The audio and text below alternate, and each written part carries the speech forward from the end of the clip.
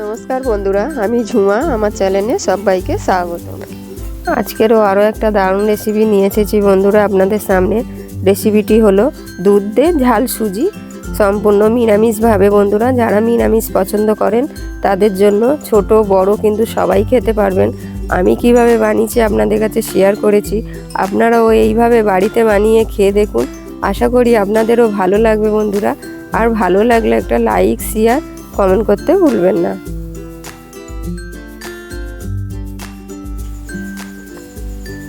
এখানে আমি কিছু সবজি নিয়েছি বন্ধুরা। প্রথমেই আমি আপনাদেরকে দেখাচ্ছি, 1 প্যাকেট সুজি নিয়েছি। তারপরে আমি বাদাম নিয়েছি, কাঁচা লঙ্কা কুচি, গাজর কুচি, ক্যাপসিকাম আর বিনস, কাজু, কিশমিশ আর 2টো শুকনো লঙ্কা আর কারি পাতা আছে। তারপর আমি একটা কড়াই বসিয়েছি। কড়াতে আমি সাদা তেল দেবো পরিমাণ মতন। গ্যাসটা আমার এখন মিডিয়ামে আছে বন্ধুরা। এখানে আমি 1 চামচ ঘি দিয়ে দিচ্ছি। আপনারা চাইলে এখানে পুরো ঘি দিয়েও রান্নাটা করতে পারেন। আমি সাদা তেল আর ঘি মিক্সড করে নিয়েছি। খুব ভালো করে গরম করে নেব। 1 চামচ আমি সর্ষের ফোড়ন দিয়েছি, কালো সর্ষে, 2টো শুকনো লঙ্কা আর কারি পাতা দিয়েছি। দিয়ে সুন্দর করে আমি ভেজে নেব। সুন্দর একটা গন্ধ বেরাবে। খুব ভালো করে আমি নেড়ে নেব। গ্যাসটা কিন্তু এখানে বাড়ানো যাবে না, মিডিয়ামেই থাকবে। আমি এবার বাদামটাও কারি পাতার সাথে ভেজে নেব।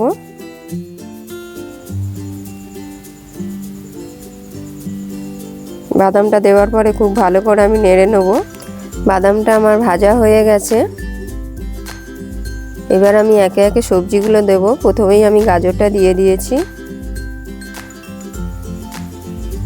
বিনসটাও দিয়ে দিয়েছি। গাজর আর বিনস একসাথে আমি ভালো করে আরও ভেজে নেব।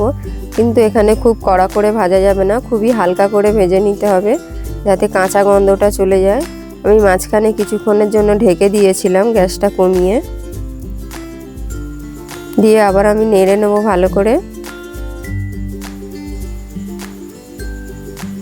এবারে বাকি যে সবজিগুলো ছিল আমি দিয়ে দিচ্ছি একে একে। কাজু, কিশমিশ আর ক্যাপসিকামটা আমি দিয়ে দিয়েছি।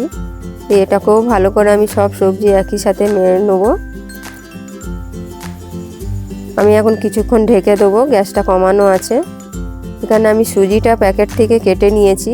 মানে 1 কাপের একটু কম আছে, মানে 200 গ্রামের সুজি, আমার 1 কাপ হয়নি।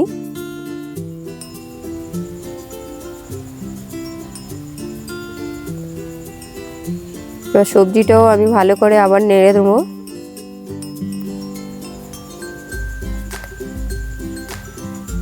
সবজিটাকে আমার ভাজা হয়ে গেছে। সবজিটা আমি অল্প একটু হলুদ দেব,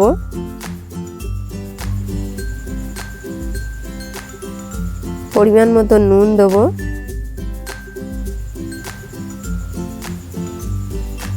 এবার যে সুজিটা আমি মেপে রেখেছিলাম, 200 গ্রাম সুজি আমি দিয়ে 2টো কাঁচা লঙ্কা দিয়ে দিয়েছি। দিয়ে এবার খুব ভালো করে আমি আরও কিছুক্ষণ ভেজে নেব।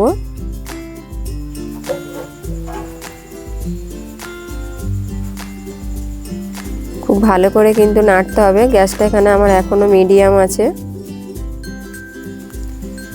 সুজিটাওকে ভালো করে এইভাবে নেড়ে নেড়ে কিন্তু ভাজা করে নিতে হবে।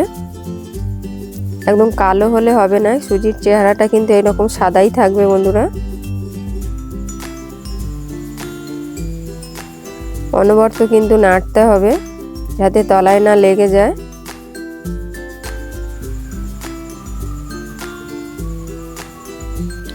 সুজিটা আমার ভাজা হয়ে গেছে। খুব ভালো করে আমি নেড়ে ভাজা করে নিয়েছি।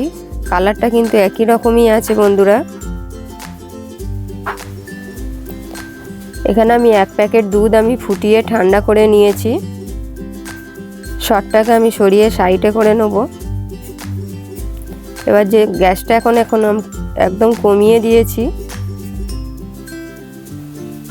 এবার দুধটা আমি 1 হাতা করে দুধটা দেব। আর অনবরত কিন্তু নাড়তে হবে, নাহলে কিন্তু দলা পাকিয়ে যাবে। একদম কিন্তু ঝুরঝুরে হবে। অল্প অল্প এইভাবে আমি দুধগুলো দেব আর অনবরত কিন্তু নাড়ব। দুধটা একটু ছড়িয়ে ছড়িয়ে দিতে হবে।